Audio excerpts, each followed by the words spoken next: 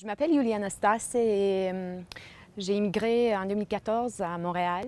Moi, je suis d'origine roumaine. Et puis, je me rappelle quand j'avais immigré, c'était un hiver très dur et puis je cherchais du logement un peu partout. Et on m'avait dit en fait qu'Hochelaga, c'était pas cher. Et puis, j'ai commencé à chercher et j'ai trouvé à un moment donné une colocation pas trop chère sur la rue Cuvillier, en bas, dans la partie pauvre, comme on dit, d'Hochelaga. Et puis, je me rappelle que le propriétaire, en fait, il avait divisé une grande chambre en deux chambres et que ma chambre, c'était une chambre où il n'y avait pas du chauffage, où il n'y avait pas une fenêtre. Et j'avoue que c'est après que je me suis rendu compte que, tiens, il fait froid sans chauffage à moins 30 degrés. Et que c'était très bizarre de voir ce besoin de faire du profit à tout prix dans le quartier, sur le dos des locataires.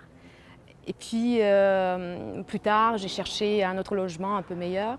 Et à chaque fois, j'avais besoin encore de beaucoup de recommandations. Les propriétaires, ils appelaient même mon travail pour savoir qui j'étais. Donc, je me rends compte, en fait, que je me rendais compte, et maintenant je me rends compte encore plus, comment c'est difficile, en fait, de trouver un logement quand, par exemple, tu n'as pas de recommandations ou un travail, ou quand tu as des animaux ou des enfants. Ça devient très difficile et puis les prix montent de plus en plus. Là, je regarde, ça fait des années en fait que je regarde chaque fois le Kijiji pour voir les prix. Mais en même temps, je vois une frange de population qui change chaque année. Il y a des gens nouveaux, on dirait mieux habillés. Il y a des commerces qui s'ouvrent. Et les élus, les maires à la télé nous parlent en fait de cette mixité sociale qui arrive à Hochelaga avec les nouveaux habitants et avec leurs nouvelles habitudes. Et cette mixité sociale qui est vraiment la cohabitation des couches sociales dans le même espace géographique. Et puis il y avait cette controverse en fait sur la construction du bâtiment Ocha Condo sur la rue Sainte-Catherine, une rue très défavorisée dans mon quartier. Et puis certains gens, ils étaient contre, ils disaient qu'ils étaient envahis.